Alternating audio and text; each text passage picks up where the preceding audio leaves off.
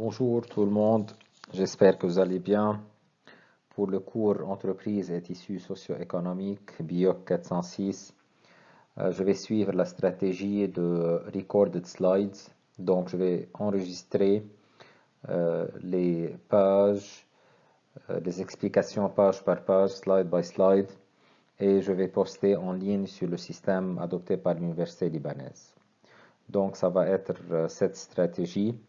Et c'est ce que vous avez à étudier ou à voir jusqu'à la fin de cette crise de coronavirus. D'accord? Donc, ce sont les matériels que vous avez entre vos mains une fois postés en ligne. Et je vais faire un effort pour vraiment expliquer en détail tout ce qui est titré ou sous-titré dans vos slides. On commence par la formation à l'entreprise et le projet professionnel. Donc, le sujet de notre cours, découverte de l'entreprise. En fait, les entreprises et tissus socio-économiques, les bio-industries, mise en évidence des grandes fonctions, sont les grands titres de cette introduction. Le recrutement, la recherche et développement, la production, assurance qualité, hygiène, sécurité, sûreté, gestion de projet, management et gestion prévisionnelle, compétences et classification des emplois, gestion de flux, management et changement, droit du travail, outils de la recherche d'emploi, CV, curriculum vitae, entretien de recrutement, les tests, annonces, les questions pièges, préparation à la recherche d'emploi et à l'insertion professionnelle. C'est un peu tout notre cours, d'accord? Mais pour commencer avec, je vais commencer à vous expliquer la partie de la découverte de l'entreprise.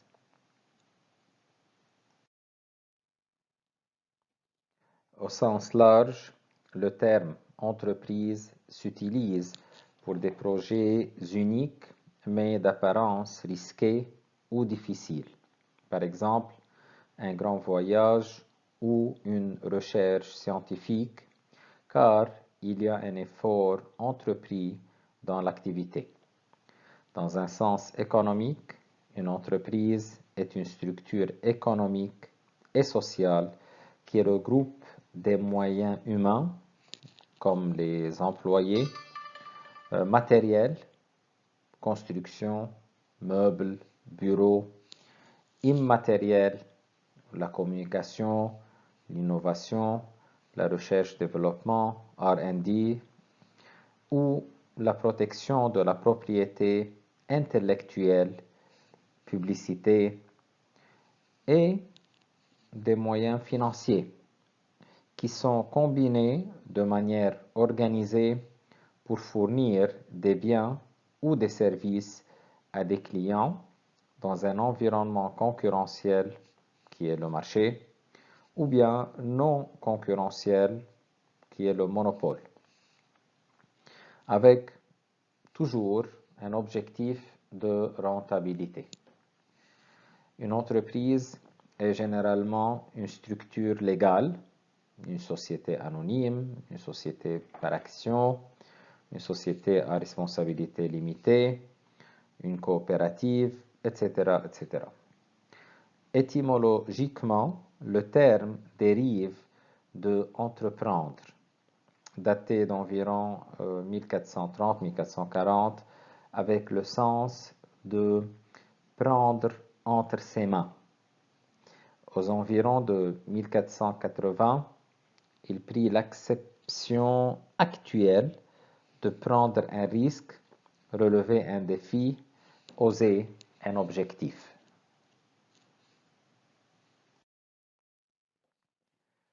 L'entreprise individuelle ou en nom propre est exploitée par une personne physique. Cette entreprise individuelle n'a pas de personnalité juridique ni de patrimoine distinct de ceux de la personne physique qu'il exploite. Elle peut employer du personnel salarié, mais l'entreprise peut utiliser d'autres statuts juridiques pour exister comme société civile ou commerciale, groupement d'intérêt économique, connu par GIE, association. La grande entreprise prend souvent la forme d'un groupe de sociétés. Une entreprise est initiée et dirigée, au moins à ses débuts, par un entrepreneur qui est le one-man show, une seule personne qui fait tout. Elle se différencie du simple projet dont l'organisation est destinée à se dissoudre à son terme. L'entreprise est plutôt conçue dans la durée et pour la conduite de plusieurs projets similaires, ce qui implique une pérennité des structures, par exemple les machines, les ressources humaines, les actionnaires, etc. Pour exister dans un environnement concurrentiel, une entreprise doit satisfaire ses clients et générer un profit ou bénéfice. Donc, de 1, l'entreprise doit satisfaire ses clients et de 2, pour pouvoir générer un profit, c'est-à-dire réaliser un chiffre d'affaires supérieur à la somme de ses coûts, supérieur aux les salaires et charges, les achats, frais de fonctionnement, amortissement des investissements, impôts et taxes, etc., etc., etc. Le chiffre d'affaires, par définition, c'est le nombre total de produits vendus fois le prix de vente. C'est-à-dire, si vous êtes en train de produire des laptops, disons 1000 laptops, et chaque laptop est vendu à 1000 $. Votre chiffre d'affaires serait 1000 laptops fois 1000 $, c'est-à-dire 1 million de dollars. Donc, هيدا الشيفر دافير يعني المبيعات تبعكم هو 1000 لابتوب، كل لابتوب ب 1000 $، يعني انتم بعتوا بمليون دولار. هلا شو الربح تبعكم؟ شو البروفي تبعكم؟ بدك تعمل ديدكسيون لكل الكو. يعني انت اشتريت شاشة تبع الكمبيوتر، اشتريت الكيبورد، انت اشتريت ريكوردر بقلبه، الماوس، الشارجر، انت وظفت عالم دفعت لهم معاشات، انت استأجرت مكتب دفعت كهرباء عليه، كل اي شيء بيخطر ببالكم من نوع من الكو بده ينعمل توتال دي كو سوم دي كو. اعتبروا طلعوا 900,000 $، السوم دي كو انت بيعهم بمليون دولار، يعني انت بتكون عامل بروفي 1 مليون دولار اللي هن لي فونت موان لا سوم دي كو اللي هي 900,000 $. دونك بتكون عامل انت بروفي 100,000 $. en tout et pour tout انت بايع بمليون دولار، عامل ارباح ب100,000، يعني انت ربحك بيكون 10% من المبيعات، لانه 100,000 $ على 1 مليون دولار هي 10%.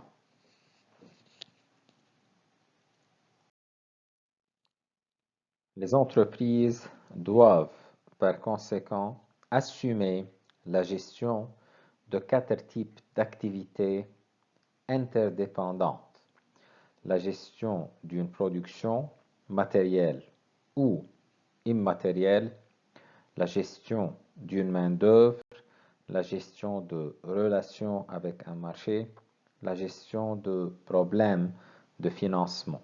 Nous allons expliquer tout cela dans les slides à venir.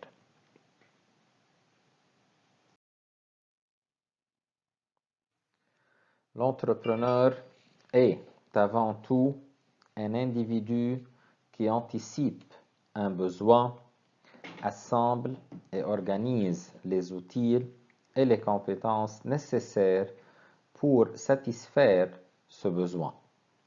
Ce faisant, il prend le risque que ce besoin ne se matérialise pas ou que les moyens qu'il a mis en place pour le satisfaire se révèlent inadéquats.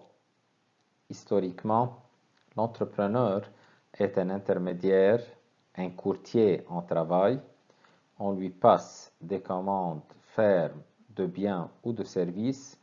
Il recherche les ouvriers qui vont produire chacun une partie de cette commande et il s'assure de la bonne livraison. Ceci dans un contexte où la division du travail est trop peu marquée, où les ouvriers travaillent à domicile et disposent de leurs outils et même de leurs machines, métier à tisser par exemple.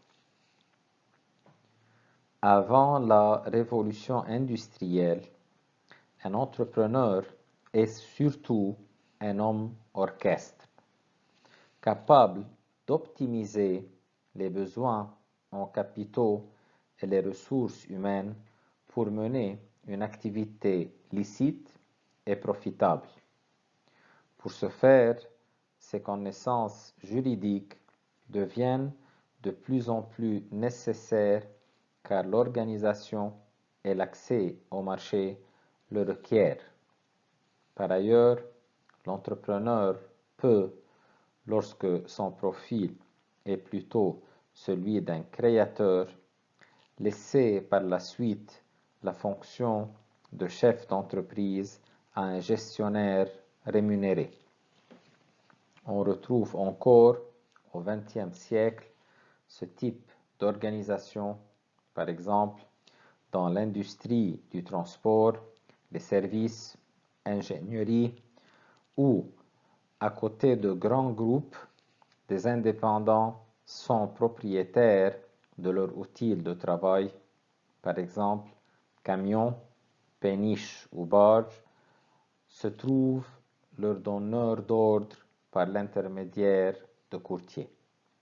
Avec la révolution industrielle, les entrepreneurs changent, ils s'équipent de machines et conservent les mêmes ouvriers longtemps, ce qui donne naissance aux entreprises au sens traditionnel. Dans l'économie moderne, où les services ont pris le pas sur l'industrie, la notion d'employé a pris, elle aussi, le pas sur celle d'ouvrier. Une entreprise repose sur un certain nombre de fonctions vitales qui assurent son fonctionnement. Henri Fayol en a distingué 6: technique, commerciale, financière, de sécurité comptable, informationnelle, administrative, de gestion. Généralement, les entreprises instaurent une hiérarchie parmi leurs employés.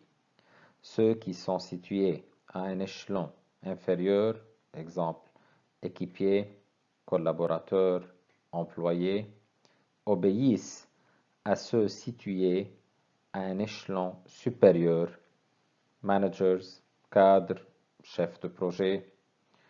Cette organisation hiérarchique se combine à une spécialisation des activités dans la structure organisationnelle de l'entreprise.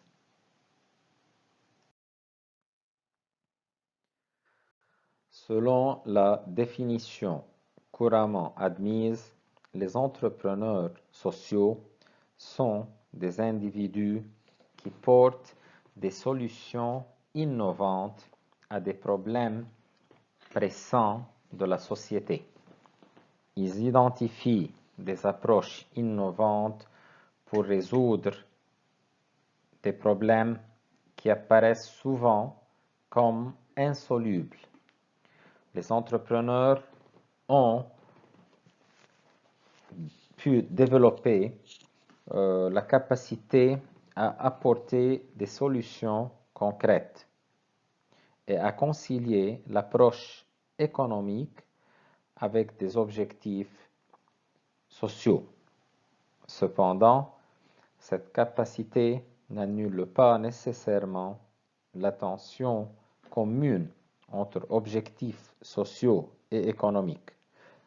Ce n'est pas un concept totalement nouveau, puisqu'il y avait déjà un palais de l'économie sociale à l'exposition universelle de 1900 à Paris, regroupant des coopératives, des mutuelles et des entrepreneurs sociaux.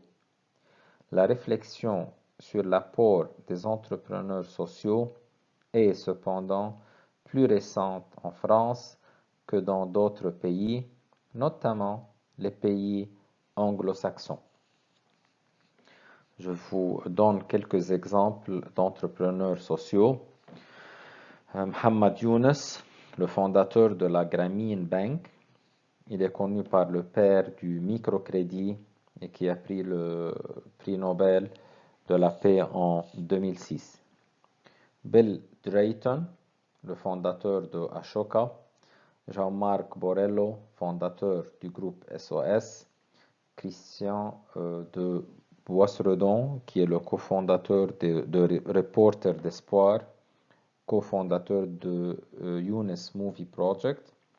Thomas Granier, fondateur de la voûte nubienne, Caritas, etc., etc., etc.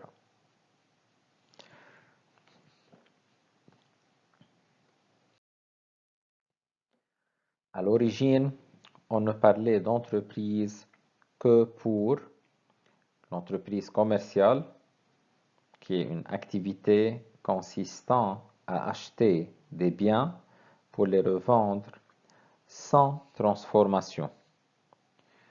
Pour l'entreprise industrielle, qui est l'activité de transformation de matières premières et de vente des produits finis ou semi-finis, elle appartient au secteur secondaire, celui de la transformation. Entreprise artisanale, activité civile de production ou de transformation faite à pied d'œuvre. Le plus souvent, il s'agit de métiers du bâtiment et des entreprises emploient moins de 10 salariés. Entreprise agricole, elle produit des biens agricoles, céréales, légumes, bois, bétail et les vend. Entreprise de pêche, elle pêche du poisson et le transforme dans le but de le revendre. Les activités auxquelles on ajoute la société de service, elle revend un travail sans fabrication d'objets physiques. On ajoute aussi la profession libérale, qui est une activité civile correspondant à une profession réglementée d'intérêt public.